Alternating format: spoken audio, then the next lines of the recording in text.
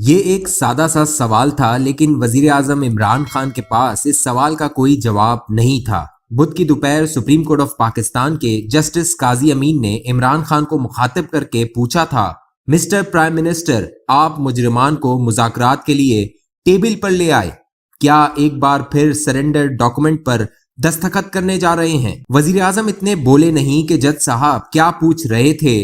جج صاحب کا اشارہ تحریک طالبان پاکستان کے ساتھ مذاکرات کی طرف تھا، اور وہ یہ پوچھ رہے تھے کہ کیا آپ کالعدم ٹی ٹی پی کے ساتھ ویسا ہی سرنڈر کرنے جا رہے ہیں جو آج سے 50 سال پہلے پاکستانی فوج نے ڈھاکہ میں بھارتی فوج کے سامنے کیا تھا۔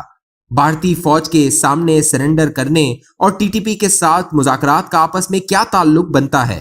دراصل جج صاحب نے عمران خان کو یاد دلایا کہ بھارتی فوج کے سامنے سرنڈر بھی 16 دسمبر کے دن کیا گیا تھا، اور پشاور کے آرمی پبلک اسکول پر کالعدم ٹی ٹی پی کا حملہ بھی 16 دسمبر کے دن ہوا تھا۔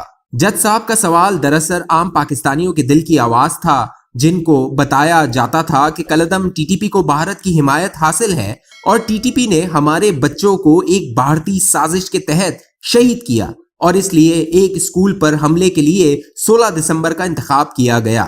اب یہی عام پاکستانی ایک دوسرے سے پوچھ رہے ہیں کہ اب تو افغانستان پر طالبان کی حکومت ہے۔ ہمیں بتایا گیا تھا کہ طالبان کی حکومت قائم ہونے کا مطلب یہ ہے کہ اب افغانستان میں بھارت کا اثر و رسوخ ختم ہو گیا ہے، لیکن اب Afghan Taliban T T P کی مدد کیوں کر رہے ہیں؟ اگر کالعدم ٹی ٹی پی کو افغان طالبان کی مدد حاصل ہے تو پھر ماضی میں پاکستانیوں کو یہ کیوں بتایا گیا کہ کالعدم ٹی ٹی پی دراصل بھارت کی پراکسی ہے؟ عمران خان بھارت کی پراکسی وار کا حصہ بننے والوں کے ساتھ تو مذاکرات کے لیے تیار ہے، لیکن اپنی سیاسی اپوزیشن کے ساتھ بیٹھنے کے لیے تیار کیوں نہیں؟ ایک مفروضہ یہ ہے کہ سپریم کورٹ کی طرف سے عمران خان کو طلب کرنے کا مطلب یہ ہے کہ ہواؤں کا رخ بدلنے والا ہے۔ ہمیں اس سازشی مفروضوں میں الجھنے کی بجائے صرف یہ پہلو سامنے رکھنا چاہیے کہ سانحہ اے پی ایس 2014 میں رونما ہوا۔ اس سانحے کی انکوائری رپورٹ 2019 میں سامنے آئی، اور 20 اکتوبر 2021 کو سپریم کورٹ نے اس معاملے پر سماعت کے بعد اپنے آرڈر میں کہا کہ شہداء کے لواحقین کے مطالبے کی روشنی میں سابق army chief general Raheel Sharif, سابق D G I S I Zaheer ul Islam, سابق کور کمانڈر پشاور ہدایت الرحمان، پرویز خٹک اور سابق وزیر داخلہ چودھری نثار علی خان کے خلاف کارروائی کر کے 10 نومبر کو رپورٹ پیش کی جائے۔ 10 نومبر کی صبح کوئی رپورٹ عدالت میں پیش نہ ہوئی تو عدالت نے وزیر اعظم کو طلب کر لیا۔ یہ کوئی انوکھا واقعہ نہیں تھا۔ ماضی میں نواز شریف، یوسف رضا گیلانی اور راجہ پرویز اشرف بھی بطور وزیر اعظم سپریم کورٹ میں پیش ہو چکے ہیں۔ عدالت نے عمران خان کو 4 ہفتے کا وقت دیا، اور اگلی سماعت پر عمران خان کے دستخط سے رپورٹ عدالت میں پیش کی جائے گی۔ سماعت کے دوران معزز جج صاحبان کے ریمارک سے یہ واضح ہو گیا کہ حکومت اور کالعدم ٹی ٹی پی کے مابین مذاکرات پر ان کے تحفظات ہیں۔ یاد رہے کہ اس سے قبل پارلیمنٹ کی قومی سلامتی کمیٹی کے اجلاس میں army chief general Qamar Javed Bajwa اور D G I S I general Faiz Hameed نے ٹی ٹی پی اور تحریک لبیک پاکستان کے ساتھ مذاکرات پر بریفنگ دی تھی۔ اس بریفنگ کو خفیہ رکھا گیا، لیکن اس بریفنگ میں 2 بڑی اپوزیشن جماعتوں مسلم لیگ نون اور پیپلز پارٹی سمیت حکومت کی اتحادی ایم کیو ایم نے بھی ان مذاکرات کی حمایت سے انکار کر دیا تھا۔ وجہ شاید یہ تھی کہ ماضی میں جب کالعدم ٹی ٹی پی کے ساتھ مذاکرات کی کوشش ہوتی تھی تو مذاکرات کرنے والوں کو دہشت گردوں کا حامی قرار دیا جاتا تھا۔ جنرل راحیل شریف نے نواز شریف حکومت کی طرف سے کالعدم ٹی ٹی پی کے ساتھ مذاکرات کے لیے بنائی جانے والی ایک کمیٹی کے ساتھ کوئی تعاون نہ کیا، اور قبائلی علاقوں میں آپریشن ضرب ازب کا اعلان کر دیا۔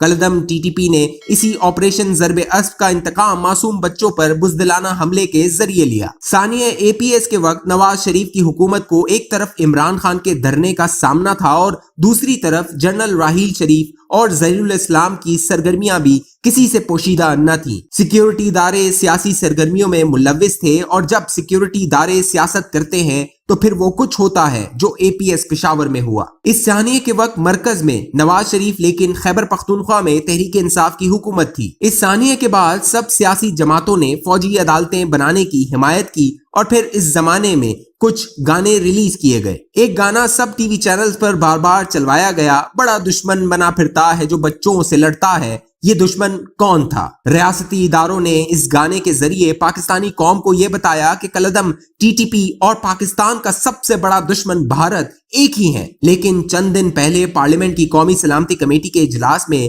کہا گیا کہ ٹی ٹی پی والے بھی تو اس دھرتی کے بیٹے ہیں، ہمیں انہیں قومی دائرے میں لانے دیں۔ اب سوال یہ پیدا ہوتا ہے کہ ٹی ٹی پی اور ٹی ایل پی کو آپ اس دھرتی کے بیٹے تسلیم کر لیتے ہیں کیونکہ وہ بندوق کا رستہ اختیار کرتے ہیں، لیکن قومی اسمبلی کے رکن علی وزیر کو آپ معاف کرنے کے لیے تیار نہیں، کیونکہ اس نے اپنی ایک تقریر میں فوج کے سیاسی کردار پر تنقید کی تھی۔ آپ آج تک ان بلوچوں کو معاف کرنے کے لیے تیار نہیں جو پرامن طریقے سے اپنے حقوق مانگتے ہیں۔ پاکستان میں ہزاروں افراد کو ملک دشمن قرار دے کر لاپتہ کر دیا جاتا ہے، صحافیوں کو ان کے گھروں میں گھس کر مارا جاتا ہے کیونکہ وہ بندوق نہیں قلم چلاتے ہیں۔ جو بندوق کی زبان میں بات کرے اس کے ساتھ مذاکرات اور امن معاہدے قومی مفاد کا تقاضا بن جاتے ہیں، لیکن جو پرامن طریقے سے اختلاف رائے کرے اس کے ساتھ آپ طاقت کی زبان میں بات کرتے ہیں۔ آپ ٹی ٹی پی اور ٹی ایل پی سے پہلے کئی معاہدے کر چکے ہیں، مزید معاہدے کر لیں، لیکن کچھ لوگ یہ کہہ رہے ہیں کہ